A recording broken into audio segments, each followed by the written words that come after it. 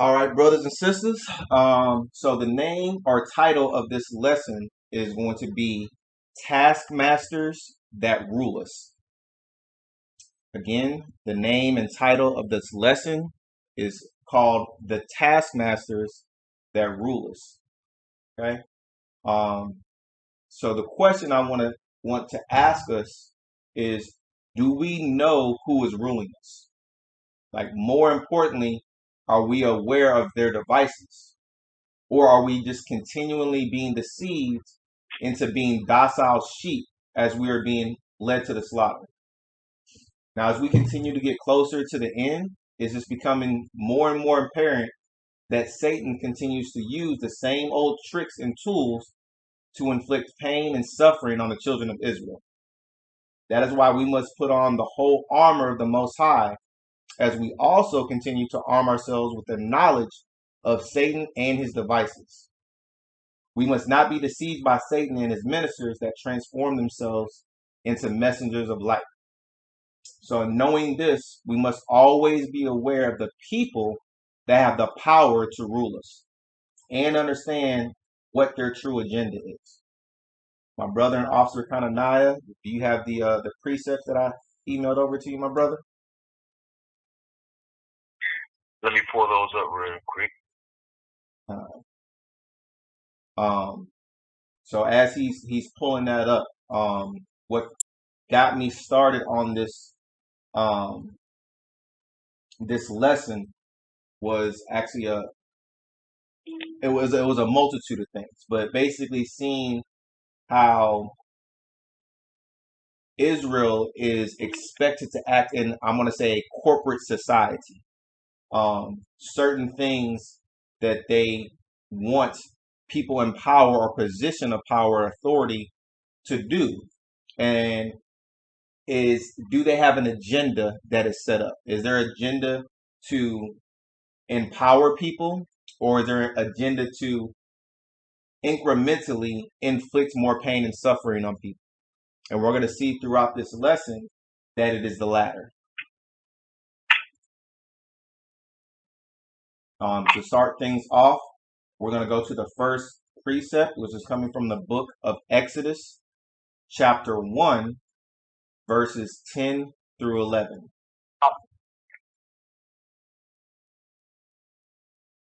So again, the first precept that we're going to be going to is coming from the book of Exodus, chapter 1, verses 10 through 11.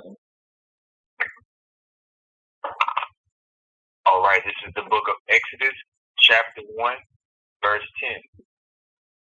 Come on, let us be wise with them, lest they multiply, and it come to pass that when there falleth out any war, they join also unto our enemies and fight against us, and so get them up out of the land. Verse 11. Therefore they did set over them taskmasters to afflict them with their burden. And they built for Pharaoh treasure cities, Pithom and Ramesses. So first thing that we need to understand, saints, is we need to understand that our enemy is wise, right? It started off by saying, come on, let us deal wisely with them, okay? So that's the key point I wanted to start off with remembering coming out through this lesson. In most cases, our enemies will not attack us directly. Instead, they will use all types. Instead, they'll use all types of cunning tactics to weaken us. They'll try to weaken us physically. They'll try to weaken us mentally, emotionally, financially, and most importantly, spiritually. Right? And they can do this all types of ways. They can try to weaken us physically by continuing to put us through hard bondage or hard labor. That can be mentally draining, draining or attacking you. It can be attacking your time. If you just are a slave to a job where you're to the point where you don't have the mental capacity or the time to put forth your effort towards anything for the Most High, that's a way of weakening. They attack us emotionally, setting the husband against the wife, the children against the parents. There's different societies against different societies. They find different triggers for people that attack, that breaks them down emotionally, causes people to go into a state of depression. Obviously, we understand the financial portion. There's not enough money to go around, or they're not, the wealth is not shared equally. And obviously spiritually, there's multiple different ways they attack us and weaken us spiritually. Okay, so they will do all of this in attempts to keep the righteous out of positions of power. Okay, so the other word that I want to take away from this precept is the word taskmasters. So first, let's get some understanding of what a taskmaster is. Yes, sir. In the Strong's Concordance, the word taskmaster is H5065, and it means to press, to drive, or to exert demanding pressure, to tax, exact, harass, tyrannize, or distress, to oppress. Come. So earlier we said that in Exodus it talks about that they set taskmasters to what? To afflict them. And we can see specifically what a taskmaster does, right? They exert, they demand pressure or harass, tyrannize, or distress, right? So essentially a taskmaster's job is to use their position of authority to keep others in a subservient state by making them feel distressed, anxious, or in other ways uncomfortable. So taskmasters want their subordinates or people directly underneath them to be willingly able to obey their commands without question. So that's the type of subordinate that a taskmaster wants. They want someone that's just going to follow them without asking any questions. So have you ever worked at a company and asked yourself, man, why am I getting passed over for these promotions? And instead, what do they typically end up doing? They end up promoting the yes man. That's the person they know who will simply do whatever it is that they want without giving them a lot of kickback. So if you're someone that is willing to speak your mind and is someone that is willing to stand up against evil or wicked policies or practices that rulers have already put in place, the taskmasters will only let those type of people get but so far. Next precept, we're going to stay in the book of Exodus. Exodus chapter 5, we're going to read verses 6 through 13. Again, the next precept is coming from the book of Exodus chapter 5, verses 6 through 13. This is the book of Exodus chapter 5, starting at verse 6. And Pharaoh commanded the same day the taskmasters of the people and their officers, saying, Ye shall no more give the people straw to make brick, as heretofore. Let them go and gather straw for themselves. Verse 8. And the tale of the bricks, which they did make heretofore, ye shall lay upon them. Ye shall not diminish out thereof, for they be idle. Therefore they cry, saying, Let us go and sacrifice to our God. Verse 9. Let their more work be laid upon the men, that they may labor therein. And let them not regard vain words. And the taskmasters of the people went out, and their officers, and they spake to the people, saying, Thus said Pharaoh, I will not give you straw. Go ye, get you straw where you can find it. Yet not out of your work shall be diminished. Verse 12. So the people were scattered abroad throughout all the land of Egypt to gather stubble instead of straw.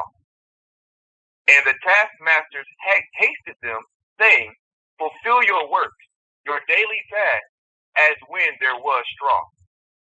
Come. The water, my brother. So as we can see, The first part of Exodus that we went to, we talked about the taskmasters, right? But here we can see there's another set of people that is assisting the taskmasters, and those people are referred to as officers in the scripture. So the question that we need to ask ourselves is, well, who are these officers? So in the New American Standard Bible translation, which we know there's multiple false translations of the Bible, but through this study, I was looking at this other translation from, like I said, the New American Standard Bible, and the word that's translated there for officer is the word foreman. And that's key for what I want to bring up next. But first, my brother, again, can you go to the Strong's definition of that word officer, please? All right. This is the Strong's definition for the word officer. The number is H7860. And the definition means an official superintendent or magistrate, officer, overseer, ruler. So the taskmasters, they set up officers, and an officer in that context was also known as a superintendent, an overseer, or ruler, right? So in the context of this story, the taskmasters were Gentiles, and the officers that they placed as overseers were Israelites. And we're going to prove that a little bit later. But this is important to know and point out, because as Israel's afflictions increase, a lot of it is done at the hands of our own people that have put in place to do just that. So another reason why, again, this lesson I'm bringing forward today is so close to my heart is I recently quit my job because I was just put in the position of a foreman. I worked at my company for 8 years, something like that. But to not go off topic, but to try to paint the picture, I was seeking to improve. And I worked at a construction company, and the majority of the workers there were obviously of Israelite descent, so-called Black people and Hispanic people. And the next tier that you could go up to be essentially a leader or an overseer of the people, that title is called a foreman. The next level above that would be a superintendent. It was very common to see people of color or of Israelite descent that got the title of being a foreman, someone that could lead the other people, and even some superintendents. But it was very, very rare. Actually, it didn't exist for anybody of color to be above a foreman or superintendent. And this company has over 1,000 employees. So I thought that it was funny for me when I found out that the word officer also meant foreman. But going slightly back into the testimony, which I'm probably going to go into more a little bit later, there were certain things that they wanted me to do when I got into that position. The main thing that grudged me is that even though I had the title of a foreman, that I was seen as a leader of people, I had very little to no power or authority of my own. On the surface, it may have seemed as if I did, but in actuality, all I was doing was enacting or enforcing the rules of the taskmasters that were over me.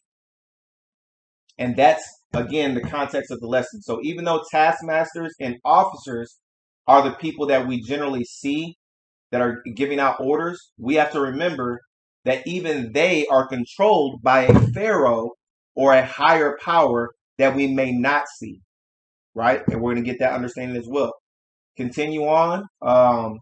Still in Exodus chapter 5, read verses 14 through 19. Continuing in Exodus chapter 5, picking up at verse 14. And the officers of the children of Israel, which Pharaoh's taskmasters had set over them, were beaten and demanded, "Wherefore have ye not fulfilled your task in making bricks both yesterday and today, as heretofore? Then the officers of the children of Israel came and cried unto Pharaoh, saying, Wherefore dealest thou thus with thy servant? There is no straw given to thy servant. And they say to us, Make brick, and behold, thy servants are beaten. But the fault is in thine own people. But he said, Ye are idle, ye are idle.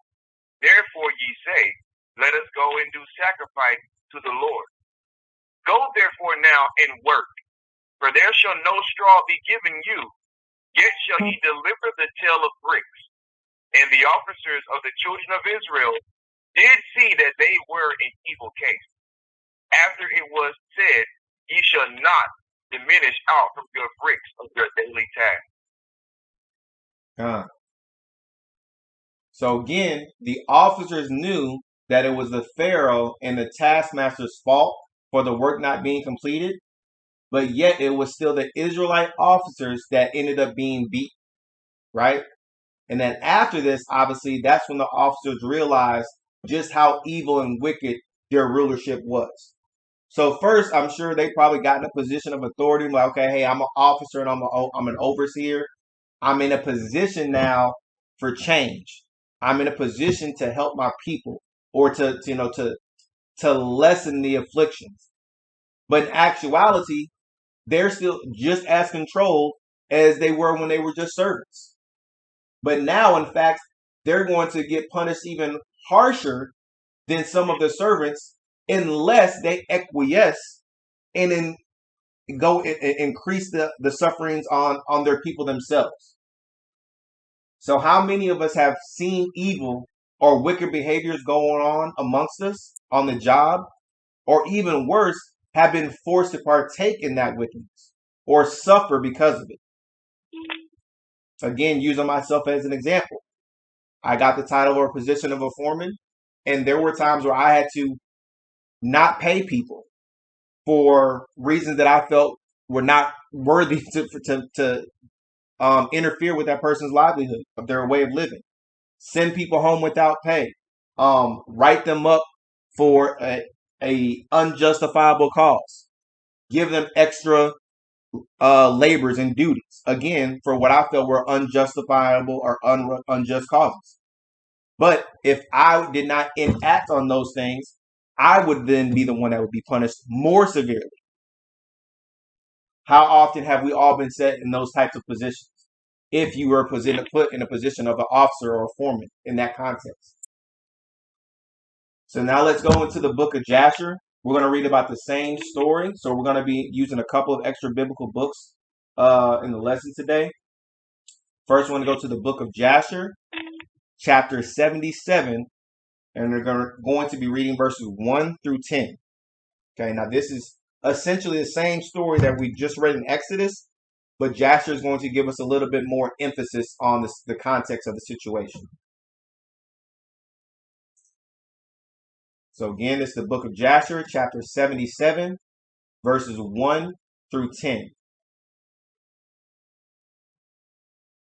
God. This is the book of Jasher, chapter 77, verse 1. Adikam was 20 years old when he reigned over Egypt. He reigned 4 years. In the 206th year of Israel's going down to Egypt, did Adikam reign over Egypt. But he continued not so long in his reign over Egypt as his fathers had continued their reign. For Milol, his father, reigned 94 years in Egypt, but he was 10 years sick and died. For he had been wicked before the Most High. Verse 4. And all the Egyptians called the name of Adikam Pharaoh, like the name of his fathers, as was their custom to do in Egypt. And all the wise men of Pharaoh called the name of Adikam Ahuz, for short is called Ahuz in the Egyptian language. Verse 6. And Adikam was exceedingly ugly, and he was a cubit and a span, and he had a great beard, which reached to the soles of his feet. And Pharaoh sat upon his father's throne to reign over Egypt, and he conducted the government of Egypt in his wisdom. Verse 8. And whilst he reigned, he exceeded his father, and all the preceding kings in wickedness, and he increased his yoke over the children of Israel. Verse 9. And he went with his servants to Goshen, to the children of Israel, and he strengthened the labor over them. And he said unto them, complete your work, each day's task, and let not your hand slacken from our work from this day forward, as ye did in the days of my father. Verse 10. And he placed officers over them from amongst the children of Israel. And over these officers he placed taskmasters from amongst his servants. So again, like I mentioned, this is the same story that was just referenced, that we were just reading from the book of Exodus, showing, one, who the Pharaoh and the taskmasters are, and also showing who the officers are, right? I know the scripture even in Exodus even went into that, but again, this is another proof that the officers were of Israelite lineage, right? All right, let's continue on. Still in Jasher 77, read 11 through 16. This is the book of Jasher, chapter 77, picking up at verse 11. And he placed over them a measure of bricks for them to do according to that number, day by day. And he turned back and went to Egypt. At that time, the taskmasters of Pharaoh ordered the officers of the children of Israel according to the command of Pharaoh, saying, thus says Pharaoh, do your work each day and finish your task, and observe the daily measure of bricks. Diminish not anything. Verse 14. And it shall come to pass that if you are deficient in your daily bricks, I will put your young children in their stead. And the taskmasters of Egypt did so in those days, as Pharaoh had ordered them. And whenever any deficiency was found in the children of Israel's measure of their daily bricks, the taskmasters of Pharaoh would go to the wives of the children of Israel and take infants of the children of Israel. To the number of bricks deficient, they would take them by force from their mother's laps and put them in the building instead of the bricks. Man, like when I read stories like this, I visualize it in my head. Can you imagine being a part of doing something that evil and wicked? Being a part of stealing an infant out of a mother's arms and then forcing that mother to watch as their children are used as bricks to build an evil kingdom. Now, that's what happened physically back in Egypt. But spiritually, that's the same type of spirit of the taskmasters that rule us even still to this day.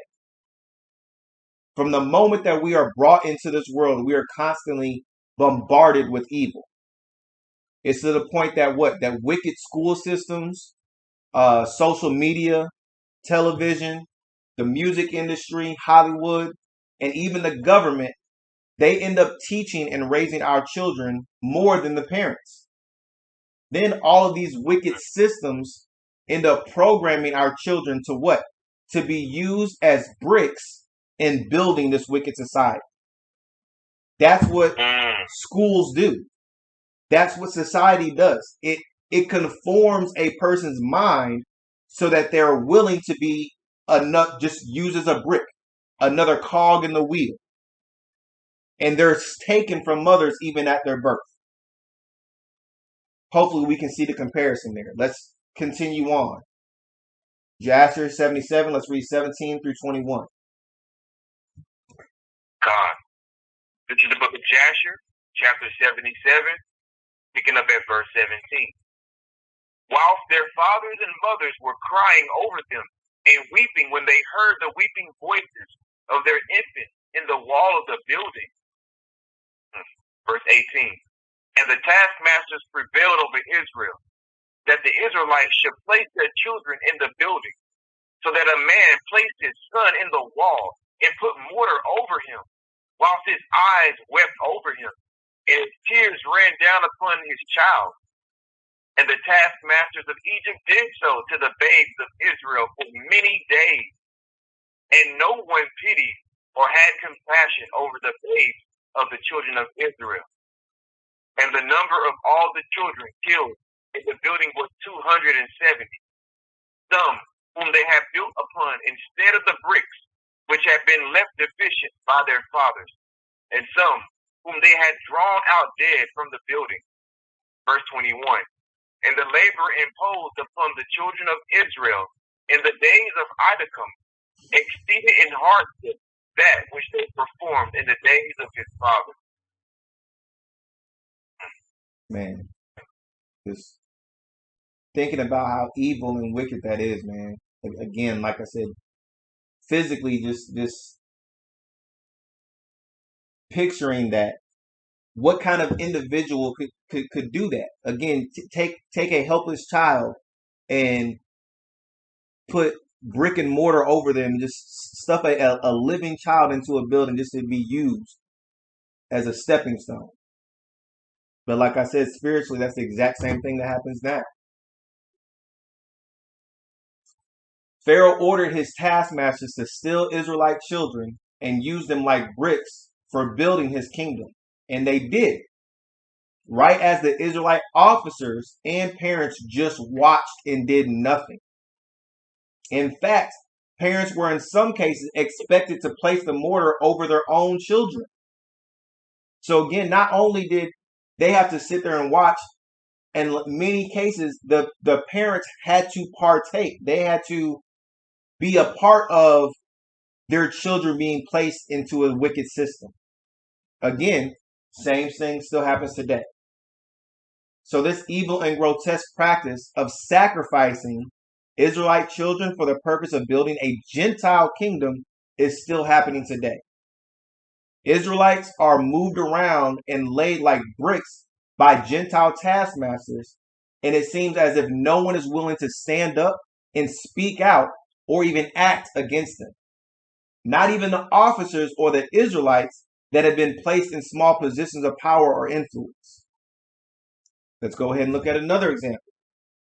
So like I said, we are going to go into another extra biblical book. We're going to go into the book of Josephus. Okay? We're going to be reading from the book of Josephus, the Antiquity of the Jews, reading from book 12, chapter 5, and a portion of paragraph 4. Okay? Again, this is coming from the book of Josephus, the Antiquities of the Jews, book 12, chapter 5, and this is going to be a portion of paragraph 4. Brother, if you can please read that paragraph that I sent you there. Yes, sir. This is the book of Josephus, the Antiquities of the Jews, book 13, chapter 5, paragraph 4. I think it's book 12. However, Salakia, book 12, Salakia. However, in that citadel dwelt the impious and wicked part of the multitude, or the Jewish multitude, from whom it proved that the citizens suffered many and sore calamities. And when the king had built an idol altar upon God's altar, he slew swine upon it, and so ordered a sacrifice, neither according to the law, nor the Jewish religious worship in that country. He also compelled them to forsake the worship which they paid to their own God, and to adore those whom he took to be gods, and made them build temples, and raise idol altars in every city and village, and offer swine upon them every day. He also commanded them not to circumcise their sons, and threatened to punish any that should be found to have transgressed his injunction. He also appointed overseers, who should compel them to do what he commanded. And indeed, many Jews there were who complied with the king's command, either voluntarily or out of fear of the penalty that was denounced. But the best men and those of the noblest soul did not regard him, but did pay a greater respect to the customs of their country than concerned as to the punishment which he threatened to the disobedient. Hold on. On which account? Salakia, hold on 1 second, bro. I know that's a long paragraph, but I want that part to sink in, right? So it started off by saying what that impious and wicked part of the Jewish multitude, right? So it's saying there's a certain sect or section of Jews or those of Israelite lineage that were impious and wicked, right? And those same people, they proved to suffer the citizens or the other Israelites more sufferings and calamities than the Gentiles. And it says that that he appointed overseers. Earlier, when I had my brother Kananiah read the definition of officer that was used under the Taskmasters, one of those definitions was overseer. So again, we can see here that this is the same people. And he said that he appointed overseers who should compel to do what he commanded. And it said that many of these Jews were compelled. I'm sorry, I apologize. That many of these Jews complied with the king's commands, either what? Voluntarily, which means they just willingly said, okay, well, look, you want me to go ahead and do this to those people, to my people? That's fine. I'm down with it. What do I get out of it? I willingly accept to be a part of this. Or it said some of them did it out of fear of the penalty that was denounced, right?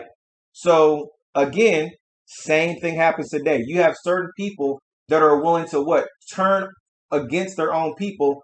One, voluntarily because they can just get some type of profit out of it. But sometimes it's also done out of fear of some type of penalty, whether that be fear of death, fear of loss of income, fear of your family going without. There's different types of things that again that they can attack you, right? Just like I mentioned earlier, whether it be financially, physically, spiritually, emotionally, they can find a way that they can twist your desires and use that against you, right? But it said that there was certain people, noble souls, that fought against that, right? So that's where I want us to pick back up at. We'll pick back up at but the best men. God. But the best men and those of the noblest souls did not regard him, but did pay a greater respect to the customs of their country than concerned as to the punishment which he threatened to the disobedient. On which account they every day underwent great miseries and bitter torment, for they were whipped with rods, and their bodies were torn to pieces, and were crucified while they were still alive and breathed. They also strangled those women and their sons whom they had circumcised, as the king had appointed, hanging their sons about their necks as they were upon the crosses. And if there were any sacred book of the law found, it was destroyed, and those with whom they were found miserably perished also. Saints, that is the type of dedication to the Most High's law that we are expected to uphold. And I know that might sound scary, it might sound gruesome, but that's what Christ did. That's what some of the disciples went through. None of us are going through this type of suffering right now. And Most High willing, we won't have to, but it's a possibility that it's coming.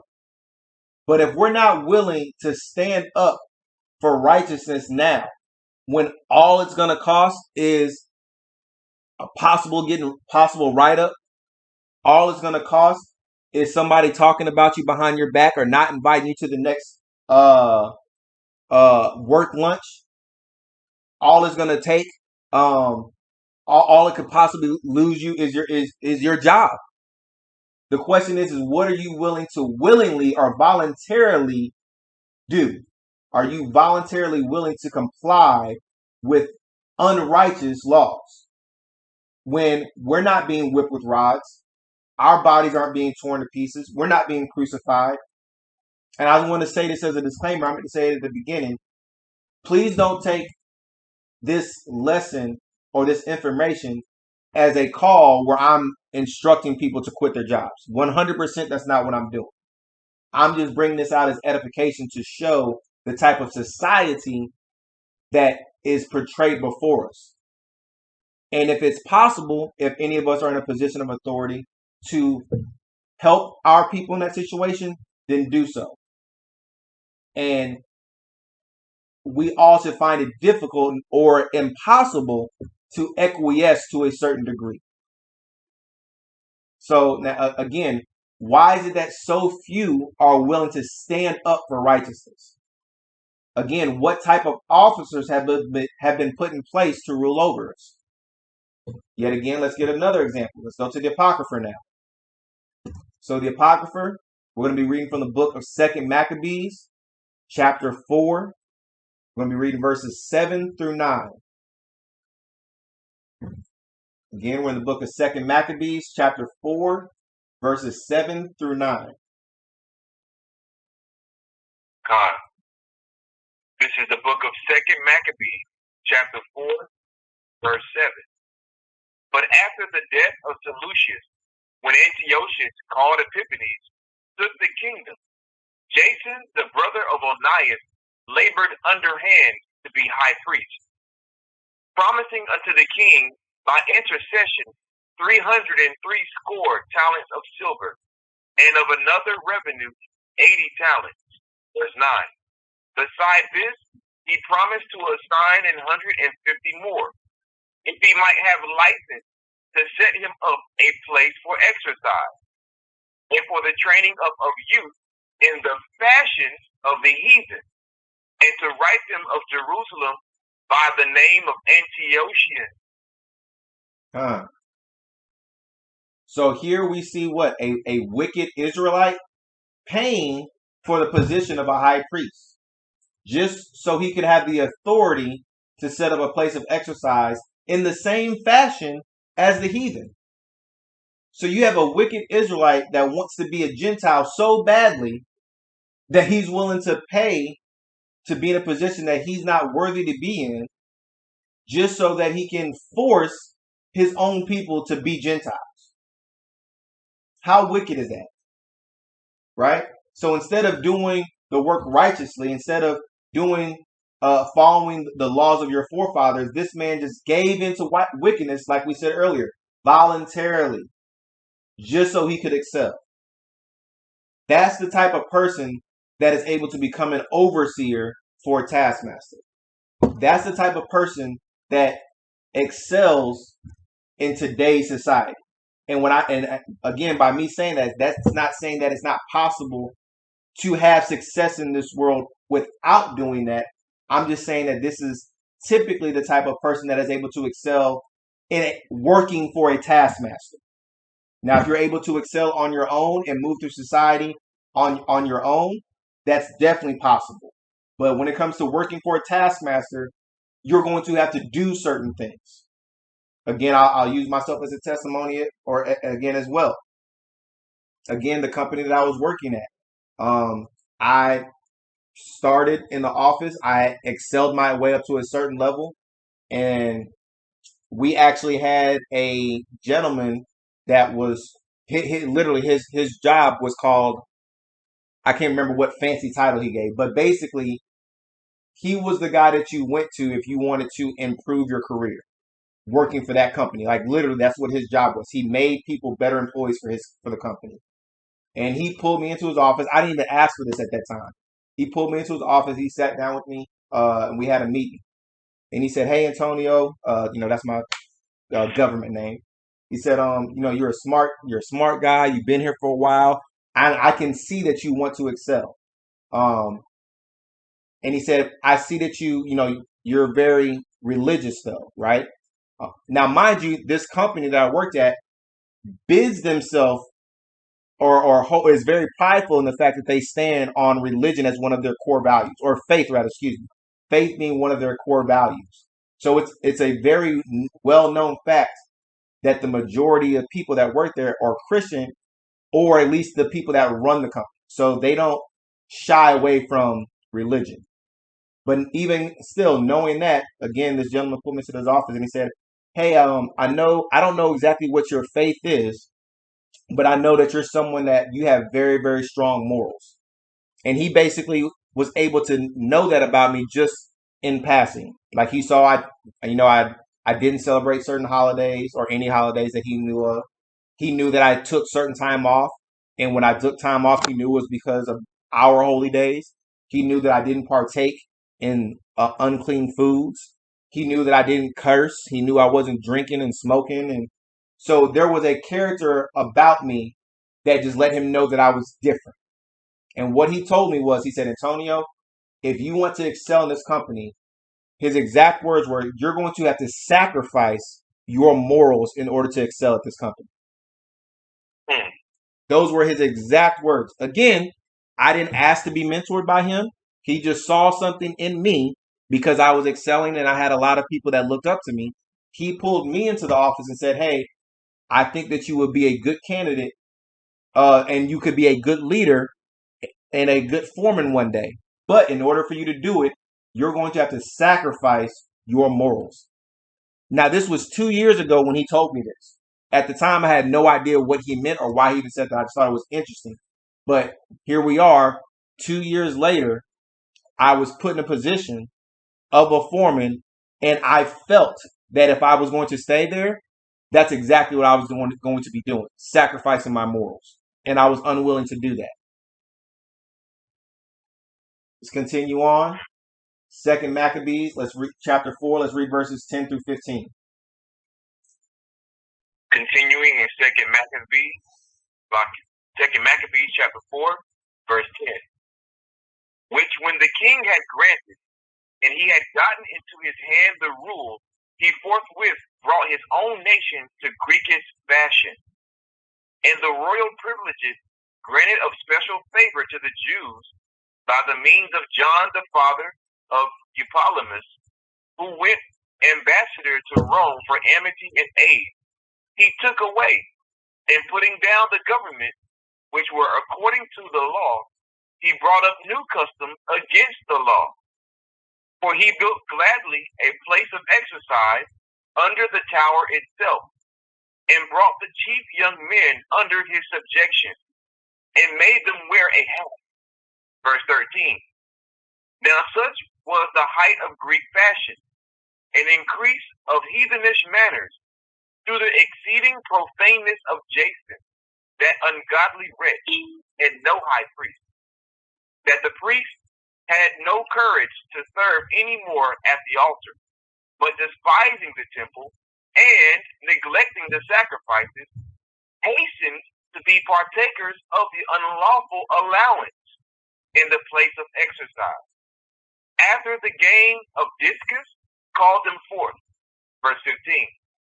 Not setting by the honors of their fathers, liking the glory of the Grecians best of all. Man, there was a lot in those little 5 precepts to take in.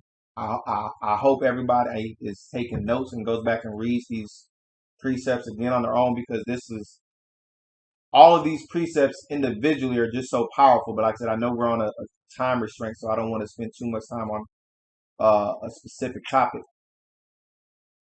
But so just as soon as Jason was put in a position, he made Israel put away the laws of the Most High. And he then made them follow after the customs of the heathen. And none of the so-called righteous priests had the courage to stand up for what was right. Instead, they were quick to allow the wickedness to increase.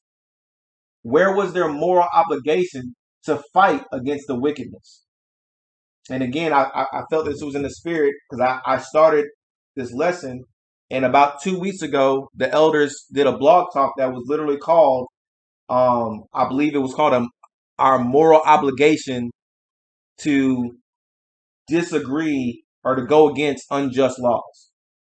And for anyone that hasn't watched it, I recommend it. It was a good blog talk. He had Aaron Rodgers, or a snippet from something on there from Aaron Rodgers. But again, he was asking that same question. You know, where are the people that are willing to stand up against moral injustice? Because sometimes it's morally right to be disobedient to unjust laws. So now, again, let's look at another example of a wicked ruler. Okay, let's go to the book of Josephus again.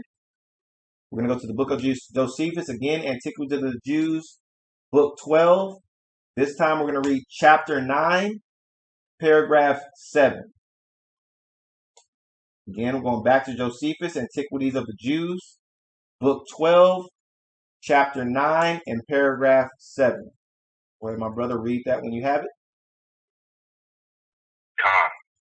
This is the book of Josephus, the Antiquities of the Jews, book 12, chapter 9, paragraph 7. Now as to Onias, the son of the high priest, who, as we before informed you, was left a child when his father died, when he saw that the king had slain his uncle Menelaus, and given the high priesthood to Alchemist, who was not of the high priest stock, but was induced by Lysias to translate that dignity from his family to another house. He fled to Ptolemy, king of Egypt, and when he found he was in great esteem with him, and with his wife Cleopatra, he desired and obtained a place in the Nomus of Heliopolis, wherein he built a temple like to that at Jerusalem, of which therefore we shall hereafter give an account in a place more proper for it. So here I just went there to show a point of who Alchemist was, right? So we see here again that another wicked officer, right, or overseer by the name of Alchemist, he was placed as a high priest over the people by the taskmaster Lysias, right? And the reason why the taskmaster put him in place was just to take away the dignity of the priesthood away from the chosen lineage. Because we know that the chosen lineage of the priesthood fell on the children of Aaron. But these wicked taskmasters, they just wanted to defame or decredit that priesthood, so they allowed someone outside of that lineage to be an overseer or to hold that title, right? Now we're going to look and see what Alchemist did when he was placed in that position. Now let's go back to 2 Maccabees in the Apocrypha again. 2 Maccabees chapter 14, verses 3 through 4. I know I'm jumping back and forth a lot, but I'm trying to do it in sequence here. So again, 2 Maccabees chapter 14, verses 3 through 4. This is the book of 2 Maccabees, chapter 14, verse 3. Now one Alchemist, who had been high priest, and had defiled himself willfully in the times of their mingling with the Gentiles, seeing that by no means he could save himself, nor have any more access to the holy altar. Verse 4. Came to King Demetrius in the 150th year, presenting unto him a crown of gold, and a palm, and also of the bows which were used solemnly in the temple. And so that day he held his peace. So again, the reason why I went here is we can see that what Alchemist willfully defiled himself, right? And what did he do it for? He just did it for vainglory. So again, this was not a descendant of Aaron, but nonetheless, he was still an Israelite that knew morally the laws. But because he sought vainglory, he was willfully or voluntarily allowed himself to be used against his own people. Now again, let's go back into Josephus. Still in the Antiquity of the Jews, still in book 12. I'm going to read chapter 10, a portion of paragraph 3. And I think I did send you that as well, right, brother? Chapter 10, paragraph 3? Yes, sir. Okay. I got it. All right. This is the book of Josephus, the Antiquities of the Jews, book 12, chapter 10, paragraph 3. But Alchemist was desirous to have the dominion more firmly assured to him, And understanding that if he could bring it about that the multitude should be his friends, he should govern with greater security. He spake kind words to them all, and discoursed to each of them after an agreeable and pleasant manner, by which means he quickly had a great body of men and an army about him. Although the greater part of them were of the wicked and the deserters, with these whom he used as his servants and soldiers, he went all over the country and slew all that he could find of Judas's party. But when Judas saw that Alchemist was already become great and had destroyed many of the good and holy men of the country, he also went all over the country and destroyed those that were of the other party. So hold. But So again, just for the context, Alchemist was a wicked man, and what he did, because he desired to be in a position of authority and he desired power, he went out and spoke kind words, trying to entice predominantly those of wicked nature, predominantly those of what is this called? Those vagabond Jews, those that were already kind of cast out as outsiders for whatever reason, those that already had a disdain for the law. So he rallied all of these people up behind them, hyping them up so he could essentially create a small army. Then what he did was he incrementally went out and attacked and slaughtered those of the righteous. So he found other wicked non-believers of the law to just go out and attack those that followed the laws of the Most High. And at this time, this was the Maccabees, or those that followed after the Maccabees, and Judas, or his party. Now, when Judas found out about this, obviously he rebelled. He went out and said, okay, well, they're out attacking our people just for being righteous. We need to rectify and avenge our brothers. And that's where we're at right there. So I think you're at pick back up where you left off, brother. Yes, sir. But when Alchemist saw that he was not able to oppose Judas, nor was equal to him in strength, he resolved to apply himself to King Demetrius for his assistance. So he came to Antioch and irritated him against Judas, and accused him, alleging that he had undergone a great many miseries by his means, and that he would do more mischief unless he were prevented and brought to punishment, which must be done by sending a powerful force against him. So when Alchemist saw that his might was no match for Judas and the righteous, that's when Alchemist went to the Gentiles seeking for assistance. He went to King Demetrius, which is a Gentile, and lied on Judas. Right? It said he went to Antioch and he irritated against Judas, accusing him. Again, this is what the wicked do. When they are in a position where they're feeling like they're going to lose, they'll cast lies against you to try to rouse up other enemies against you. Again, when those types of things happen, will you stand or will you acquiesce? All right. Let's hold that. Let's go back to the book of 1 Maccabees. We're in the book of 1 Maccabees, chapter 8, and we're going to read verses 1 through 4. Now, what was happening during this time is, so I want to also highlight that the same thing that's happening in this timeline is the Greek Empire, right? And what we see is happening is we have taskmasters that are using Israelite officers to inflict wickedness on Israelites.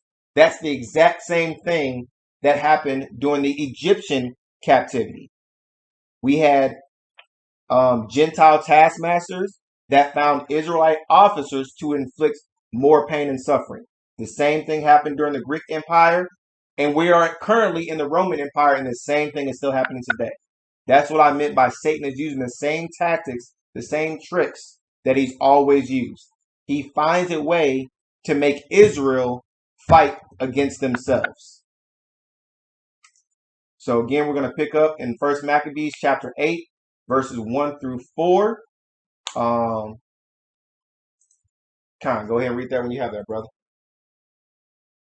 Yes, sir. This is the book of 1 Maccabees, chapter 8, verse 1. Now Judas had heard of the Romans that they were mighty and valiant men, and such as would lovingly accept all that joined themselves unto them, and make a league of amity with all that came unto them. Verse 2. And that they were men of great valor, it was told him also of their wars and noble acts which they had done among the Galatians, and how they had conquered them and brought them under tribute, and what they had done in the country of Spain for the winning of the mines of the silver and gold which is there. Verse 4. And that by their policy and patience they had conquered all the place, though it were very far from them, and the kings also that came against them from the uttermost part of the earth, till they had discomfited them and given them a great overthrow, so that the rest did give them tribute every year. So Judas, he had heard that the Romans were great and mighty in matters of war concerning this time, right? Again, at this time, the Greeks were attempting to run and overthrow everywhere in that part of the world. But the Romans were also known to be great warriors. But the Greeks were the ones that were trying to impose their will on the Israelites at that time. So since the Romans had destroyed all that came against them, they also were people that were willing to align themselves with anyone that chose to be in league with them. So what that meant, that means that if Rome had called upon any country at that time to assist them in battle, a country that was in league with them would now be obligated to fight alongside them. And at that time, Judas sought to align himself with the Romans for the purpose of fighting against the Greeks, right? Let's stay in the same chapter, jump down, read verses 15 through 21. God. This is the book of 1 Maccabees, chapter 8, starting at verse 15. Moreover, how they had made for themselves a senate house, wherein 320 men sat in council daily, consulting always for the people, to the end they might be well ordered. Verse 16. And that they committed their government to one man every year, who ruled over all their country, and that all were obedient to that one, and that there was neither envy nor emulation among them. In consideration of these things, Judas chose Euphramus, the son of John, the son of Achos, the son Machia, and Jason, the son of Eleazar, and sent them to Rome to make a league of amity and confederacy with them, and to entreat them that they would take the yoke from them, for they saw that the kingdom of the Grecians did oppress Israel with servitude. Verse 19. They went therefore to Rome, which was a very great journey, and came into the Senate, where they spake and said, Judas Maccabeus with his brethren, and the people of the Jews, have sent us unto you to make a confederacy and peace with you, and that we might be registered your confederates and friends, so that matter please the Roman will. So Judas, in attempts to avoid being oppressed by the Greeks, he chose rather to yoke himself with the Romans, right? That's earlier, I think that was the exact word, said that we would take this yoke from them, okay? Now, going back and reading the story, we'll find out that that's not what they did, but I just wanted to paint the picture here that they thought about taking this yoke, right? Also in this verse, we can see the way that the Roman government was structured. There was a Senate with over 300 Romans that counseled daily, but they all answered to one man that was chosen every year to rule them without question. Does that sound familiar, like a familiar type of government that we have ruling today. And this one person was a Gentile unbeliever that had the power to create new laws and abolish old ones, however he saw fit. Israel should not have attempted to align themselves with these unbelievers. Proof on that scripture, let's go to the book of 2 Corinthians, chapter 6, verses 14 through 16. This is the book of 2 Corinthians, chapter 6, verse 14. Be ye not unequally yoked together with unbelievers. For what fellowship hath righteousness with unrighteousness? And what communion hath light with darkness? And what concord hath Christ with Belial? Or what part hath he that believeth with an infidel? And what agreement hath the temple of God with idols? For ye are the temple of the living God. As the Most High hath said, I will dwell in them and walk in them, and I will be their power, and they shall be my people. So I know that that's a very familiar scripture. Be ye not unequally yoked together with unbelievers. Now, I know a lot of people typically use this scripture predominantly when it comes to the courting process or marriage, not being unequally yoked with an unbeliever.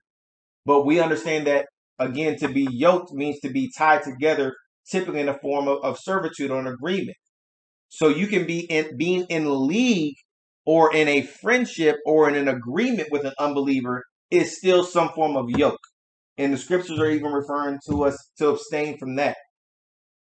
So Israel never should have aligned themselves or even attempted to align themselves with unbelievers, primarily because unbelievers do not know how to rule righteously. In the law, we are given commandments on how a ruler should govern a nation.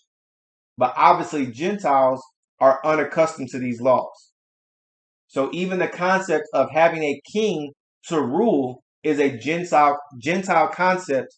Israel was not meant to have a king. So when it comes to governments, there are essentially two types of rulership. There's either a rule by man or a rule by law. So a rule by man is a form of government where generally there is one person or group of persons that rule with absolute power in the form of a dictatorship. Okay? Each ruler has the power to create, change, and abolish laws as they see fit. And as such, it's common for laws to change from one ruler to the next. So a lot of European nations are run off of this rule by man. When you have a king or a queen or a royal family, every royal family, they're able to create and change laws at any given time because it's a dictatorship, right? Now, on the other hand, you have a rule by law, is a form of government where even those in power must follow an established written code of law. Okay, and again, this is a concept that anybody can look up: the rule of law or the rule of man. Okay, now generally, when it comes to this written code of law, these written laws are permanent and cannot be changed, amended, or disregarded. So a worldly example of that would be the Constitution, right? So America is supposed to be a country that is ran by, or that has a government that has a rule of law. And that rule of law is supposed to be built off of the Constitution. That's a form of a written law that cannot be changed, amended, or disregarded. But we obviously all know that they have made amendments to the Constitution, and they probably will continue. And the way that it's worded, it can be very misleading or vague in some areas, right? So again, in either government structure, there are still judges and officers that are set in place to enforce and execute judgments in regards to the law. But Israel had no reason for a king because they already They already had a written law. And that was the written law that was given to them by Moses. That is our written code of law. So because we have that, there's no reason for us to have a government that is ran by a king, because we already have an established law. But if we are going to have a king, that king still has certain laws or rules that he must fall under or adhere to. To get that, let's go to the book of Deuteronomy. We're going to go to the book of Deuteronomy, chapter 17, read verses 14 through 20. Again, this is the book of Deuteronomy, chapter 17, verse 14. When thou art come into the land which the Lord thy God giveth thee, and shalt possess it, and shalt dwell therein, and shalt say, I will set a king over me, like as all the nations that are about me. Thou shalt in any wise set him king over thee, whom the Most High thy power shall choose.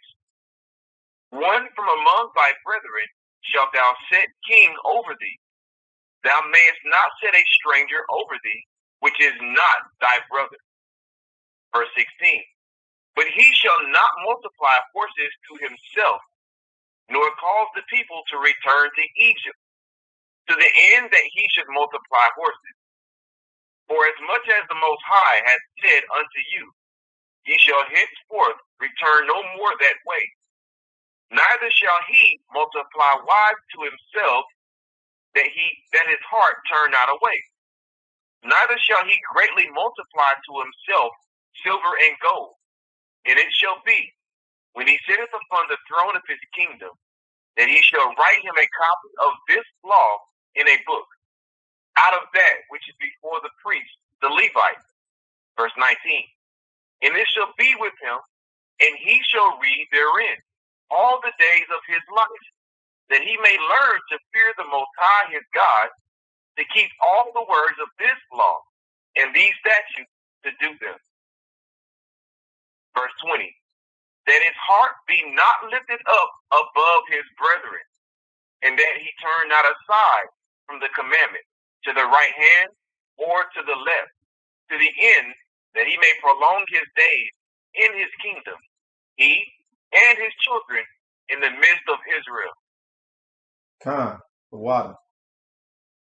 So we can see here that Deuteronomy 17 gives us a list of standards that if Israel's going to have a king, this king must fit this prerequisites, right? So this is like an application or a job description of things that you need in order to be able to fit that bill to be a king, right?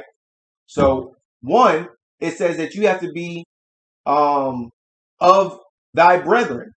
So you cannot be a Gentile that is leading over the children of Israel. And that main reason is because Gentiles are not accustomed to the law. So that's the first and foremost thing. But then also after that, it says that they should not multiply horses, right? So you shouldn't be acquiring more assets just to yourself. You shouldn't cause the people to return to Egypt or return to bondage. Your people, just because you're king, you should not turn the people into slaves. They shouldn't multiply wives to themselves. They shouldn't multiply silver. And they need to be knowledgeable of the law. That law and the fear of the Most High must be in them. And if they do this daily, then it says what? Their heart should not be lifted up above his brethren. So even if we had a king, that king would still be in a position of servitude to the people. They would not be puffed up prideful to feel as if they are above those that he served, right? So these are just some of the laws that an Israelite king must follow in order to rule righteously. But again, since the Gentile nations don't know how to follow the Most High's laws, their government would operate differently from Israel. In a true Israelite government, those in power are meant to serve the people. That's why we've heard in the scripture, I believe in Matthew, it says that the greatest amongst you will be the greatest servants. But yet under a Gentile rule, those in power are prone to always take from the people. This again is why Israel was instructed not to act like the other nations. All right, let's move to the book of 1 Samuel. Let's go to 1 Samuel chapter 8. I don't want to read all this. This is 1 Samuel chapter 8. We're going to start at verse 1.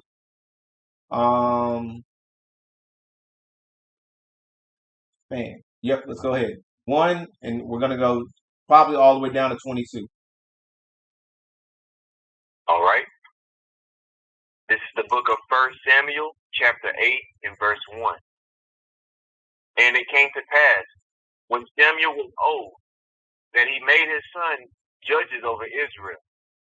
Now the name of his firstborn was Joel, and the name of his second, Abiah.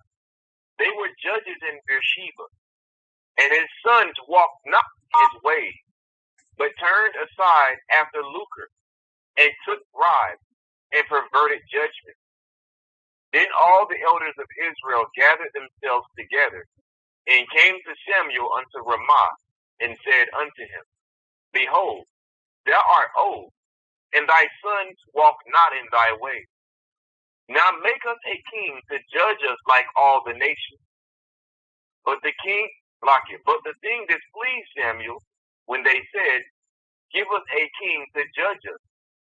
And Samuel prayed unto the Most High. Pause. And the Most High.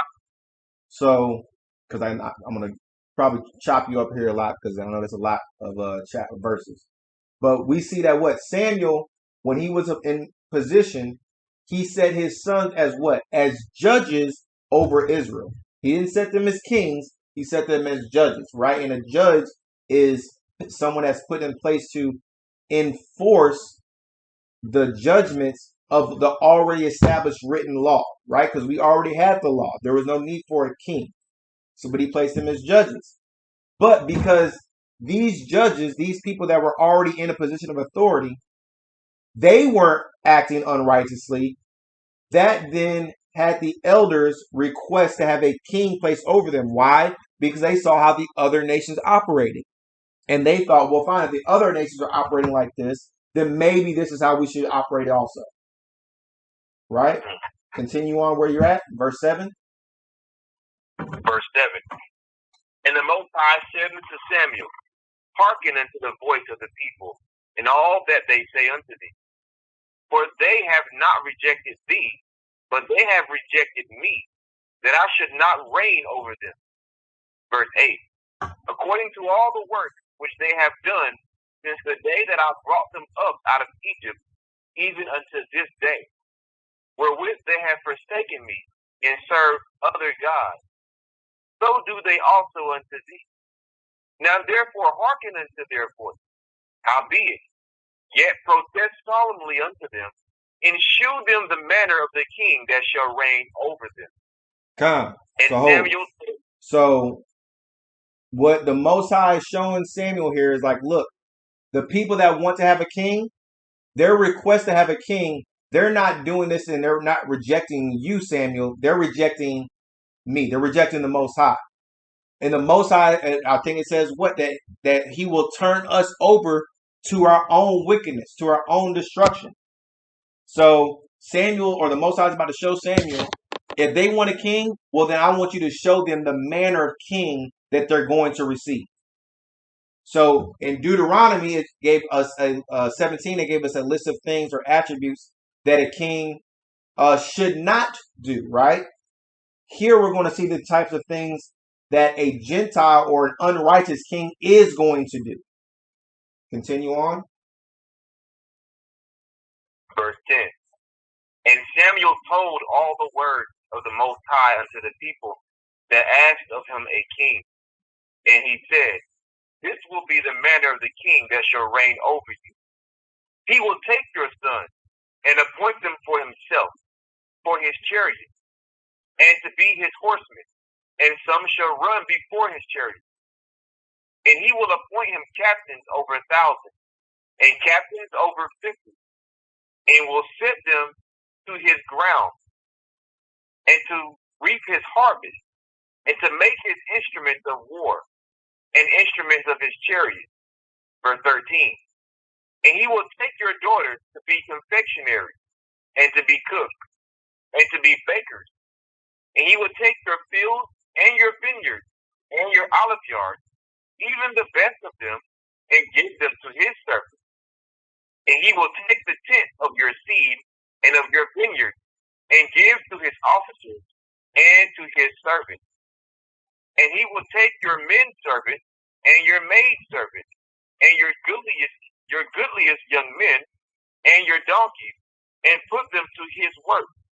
Verse 17. He will take the tenth of your sheep, and ye shall be his servants, and ye shall cry out in that day because of your king, which ye shall have chosen you, and the Most High will not hear you in that day. Nevertheless, the people refused to obey the voice of Samuel, and they said, Nay, but we will have the king over us, that we also may be like all the nations, and that our king may judge us, and go out before us, and fight our battles. Verse 21. And Samuel heard all the words of the people, and he rehearsed them in the ears of the Most High. And the Most High said to Samuel, Hearken unto their voice, and make them a king. And Samuel said unto the men of Israel, Go ye every man unto his city. Wow, my brother, I said I know that was a lot of reading. But again, we see here the Most High is showing his people through Samuel the type of kings rather, that will be leading us, right? The type of Gentiles that would be placed in charge to rule over us. And it said that that they would be, that they will take your sons and appoint them for themselves, right? And to put them in chariots and horsemen. So what's that in today's society? That's when kings are taking our sons and making them soldiers in their armies to going out and fight their wars.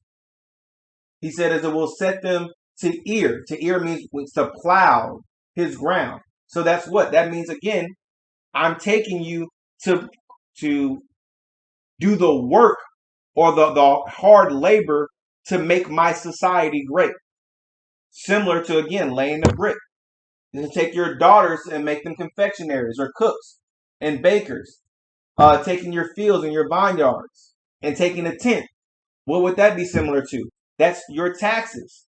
So they're taking a tenth of your produce, the thing that you're laboring for, and they're taking it anyway. And then what are they doing with that they're taking it? They're giving it to their men servants. Who is that? They're giving it to their taskmasters. That's why the taskmasters are typically, again, the people in our society that have learned how to manipulate or work a certain way. They're able to receive taxes. The money that we're paying in taxes, they get big tax breaks from these big corporations. So the money that we're paying, again, this is the concept. They're taking a tenth of our seed and giving it to their men servants and their maid servants, right?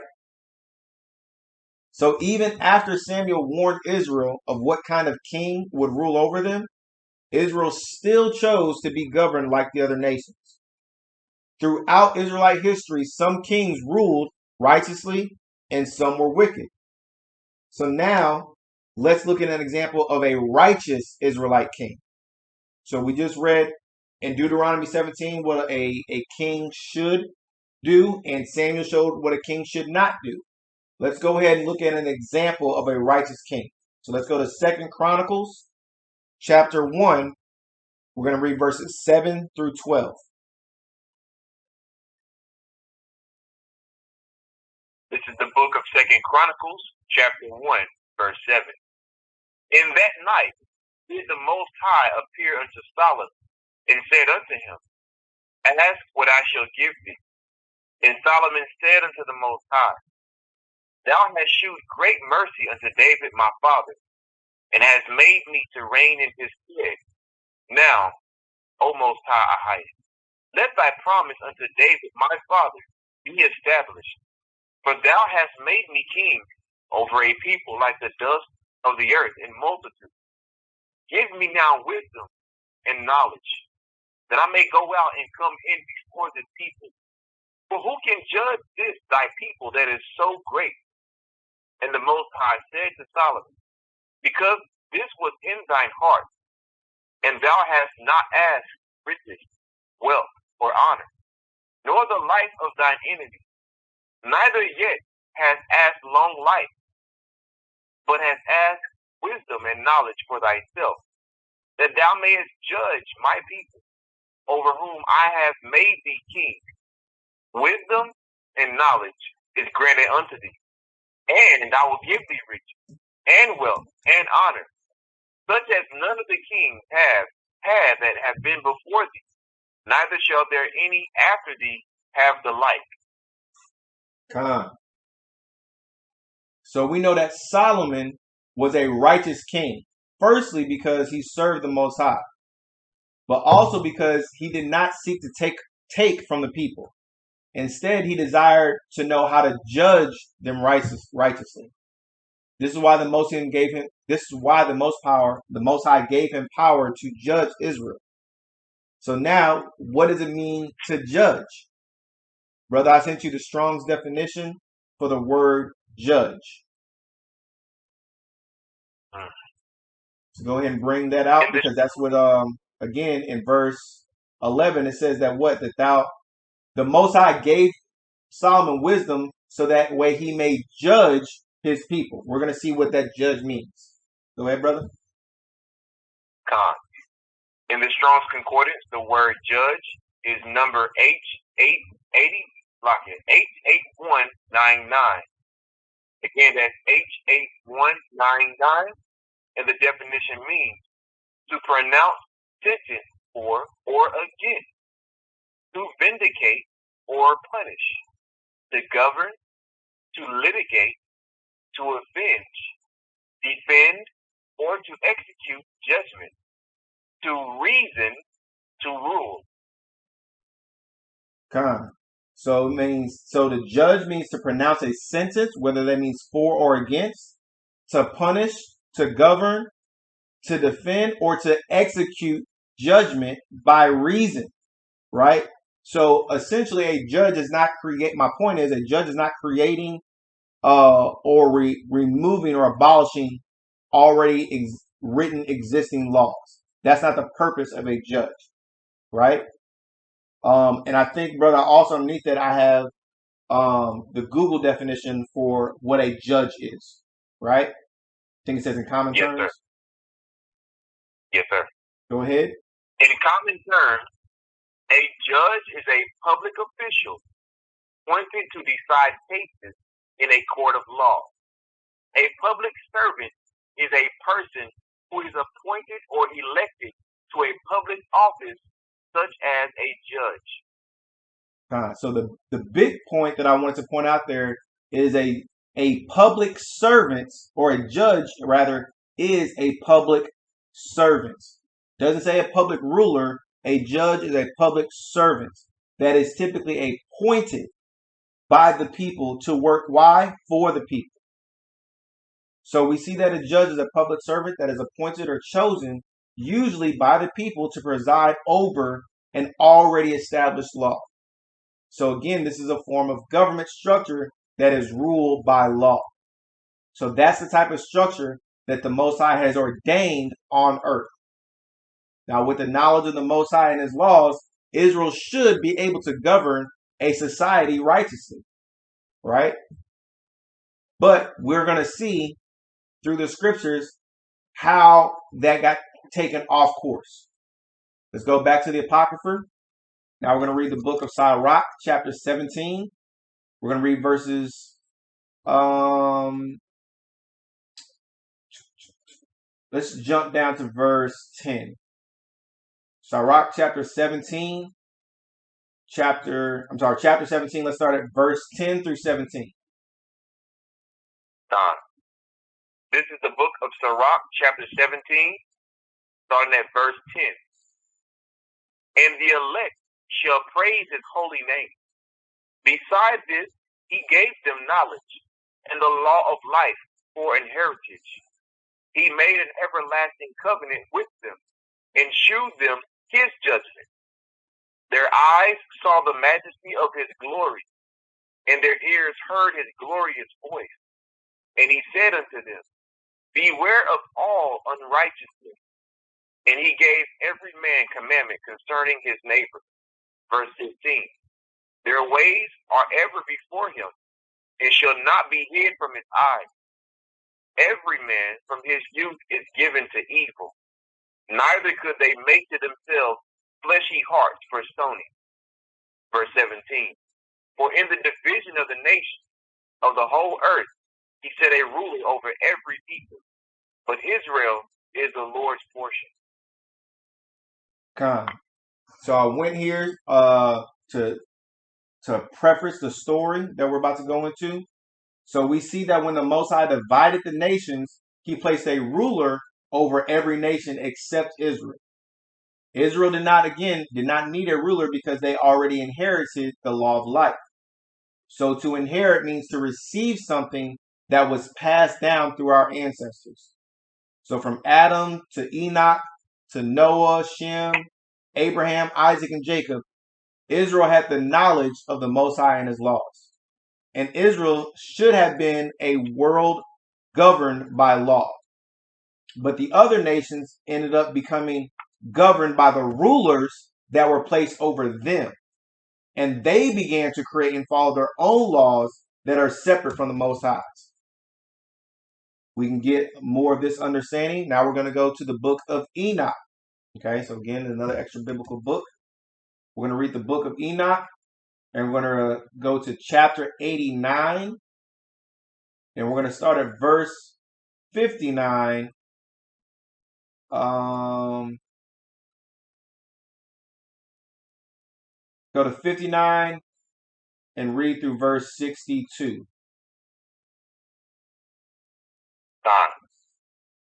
This is the book of Enoch, chapter 89, starting at verse 59. And he called 70 shepherds, and cast those sheep to them, that they might pasture them. And he spake to the shepherds and their companions, Let each individual of you pasture the sheep henceforward, and everything that I shall command you, that do ye. Verse 60. And I will deliver them over unto you, duly numbered, and tell you which of them are to be destroyed, and them destroy ye. And he gave over unto them those sheep.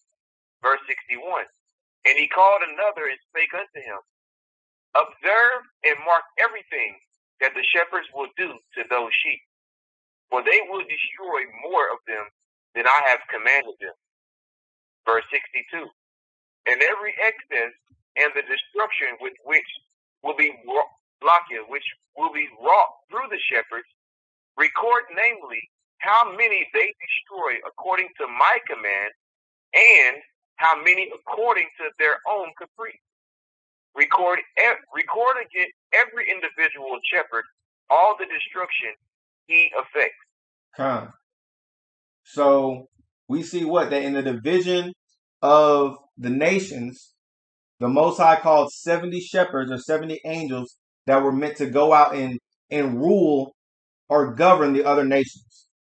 And each of those rulers, or each of those nations, ended up worshiping those rulers. And they ended up creating their own laws, their own way of doing things. And because Israel went away from the Most High's commandments, each of those nations had time and space and opportunity to inflict their rulership on us, because we fell. But so that we were turned over to them for judgment. But our judgment was only supposed to last for but a certain time. But what happened was these rulers, or these angels and their nations, ended up going according to their own caprice. Their own caprice means their own mood. So they basically started doing whatever it is that they wanted to do. Jump down to verse 65. 65 and go through 71. Verse 65. And I saw till those shepherds pastured in their season, and they began to slay and to destroy more than they were bidden. And they delivered those sheep into the hand of the lions. Verse 66. And the lions and tigers eat and devoured the greater part of those sheep, and the wild boars eat along with them. And they burnt that tower and demolished that house. And I became exceedingly sorrowful over that tower, because that house of the sheep was demolished. And afterwards I was unable to see if those sheep entered that house. And the shepherds and their associates delivered over those sheep to all the wild beasts to devour them. And each one of them received in his time a definite number. It was written by the other in a book, how many each one of them destroyed of them. Verse 69. And each one slew and destroyed many more than was prescribed. And I began to weep and lament on account of those sheep. And thus in the vision I saw that one who wrote, how he wrote down every one that was destroyed by those shepherds, day by day, and carried up and laid down and showed actually the whole book to the Lord of the sheep, even everything that they had done, and all that each one of them had made away with, and all that they had given over to destruction. Verse 71. And the book was read before the Most High of the sheep, and he took the book from his hand and read it and sealed it and laid it down. So wanted him to read that whole way through, because we can see at the end the rulers, the taskmasters, and the officers that are destroying the Most High's flock, destroying the Most High's sheep. They're also going to be judged in the end for the wickedness that they do. Okay, so throughout time, each nation and their rulers were given time and chance to govern. During this time, the Most High knew that these rulers would guide Israel and many others to destruction, because they would refuse to follow the Most High's commandments. Now, according to the law, some people received righteous judgment by the hands of these rulers, but it was also recorded that many people were destroyed unrighteously. So this ultimately is what happens when unrighteous rulers are placed over us. They mislead us and destroy the sheep because they continually do as they will.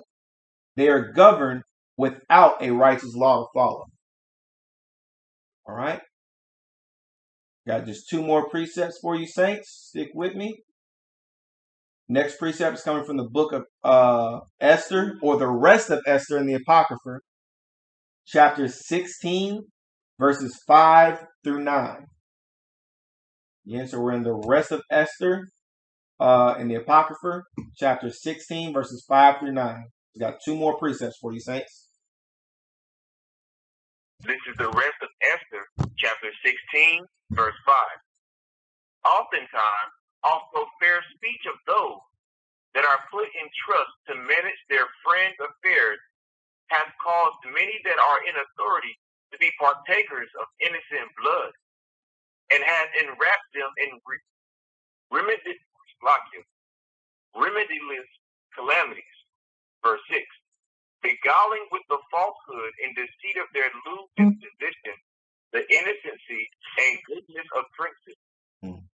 Now ye may see this, as we have declared, not so much by ancient histories as ye may, if ye search what has been wickedly done of late through the pestilent behavior of them that are unworthily placed in authority.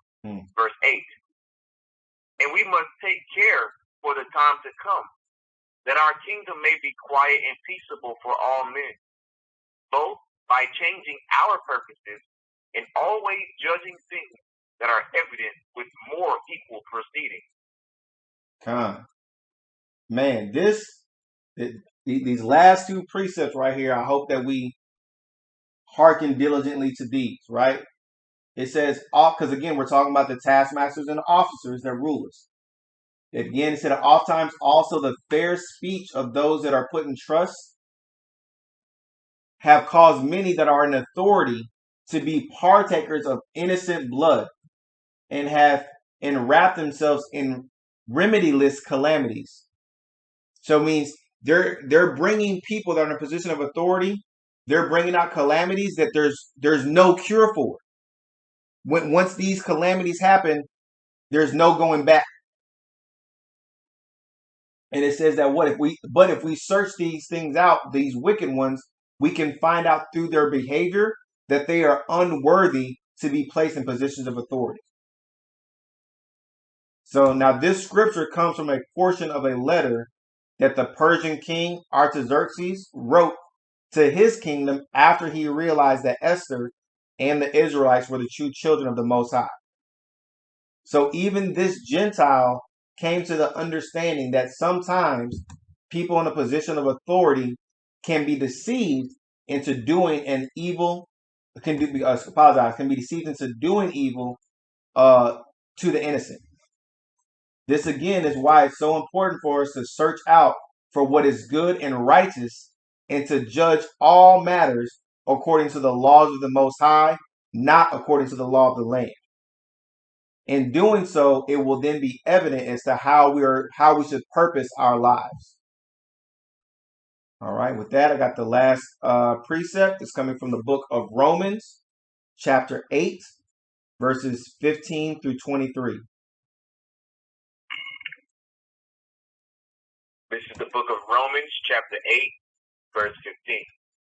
For ye have not received the spirit of bondage again to fear, but ye have received the spirit of adoption, whereby we cry, Abba, Father. The Spirit itself beareth witness with our spirit that we are the children of the Most High. And if children, then heirs, heirs of a highest, and joint heirs with Christ. If so be that we suffer with him, that we may be also glorified together. For I reckon that the sufferings of this present time are not worthy to be compared with the glory which shall be revealed in us. For the earnest expectation of the creature waiteth for the manifestation of the sons of God. Verse 20. For the creature was made subject to vanity, not willingly, but by reason of him who hath subjected the same in hope. Because the creature itself also shall be delivered from the bondage of corruption into the glorious liberty of the children of God. Verse 22. For we know that the whole creation groaneth and travaileth in pain together until now. And not only they, but ourselves also, which have the first fruits of the Spirit, even we ourselves groan within ourselves, waiting for the adoption, to wit, the redemption of our body. So again, it said the sufferings of this present time, saints, are not worthy to be compared with the glory which shall be revealed in us. But the earnest expectation of the creature waiteth for the manifestation of the sons of the Most High. That means the whole earth, all of creation, is waiting for the Most High's children to manifest themselves into being the righteous rulers, the righteous kings and queens and princes and princesses that we're meant to be. The whole creation groaneth in travail and pain together until now, until we are able to stand up and stand on the laws of the Most High, stand on what is morally right, stand up against unrighteousness and disobedience. The Most High did not give us the spirit of fear, saints, and Israel was not meant to serve the other nations. Israel is a royal nation, and all that follow after righteousness will have the opportunity to enter into a righteous kingdom. Now, even though the world is currently given into the hands of the wicked taskmasters, there will come a time when the glory of the Most High will be revealed. That is the time that all of creation is waiting for. We understand that ultimately the world will not be set back on course until Christ returns, but we also understand that Christ will not return until this message is preached throughout the whole earth, and a certain number of his elect are sealed.